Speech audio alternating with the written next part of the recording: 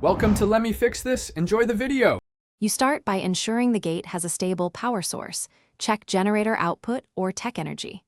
Once done, access the control console with keycard or tribe admin. You need console permissions to target entries. Make sure your dinos are prepared, saddled or flagged for transfer, and located within recall range. Then, set the gate to accept incoming transfers.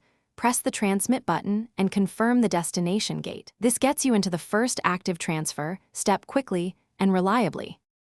You now configure the transfer specifics. Choose the exact destination gate from the console list and double-check the map and coordinates. Then set transfer mode, solo, tribe, or tribe plus passengers, because that controls who teleports and what inventory moves. Once configured, queue your dinos in the correct order. Stagger large group transfers to avoid overload. Make sure to account for weight and saddle transfer limits, and only finalize when the console shows green readiness to reduce failed arrivals. You execute the transfer by confirming on the console and watching the countdown. Stay within the gate radius and keep dinos nearby. Once transferred, immediately check each dinosaur for health, correct location, and inventory integrity, and scan for hostile creatures or environmental hazards.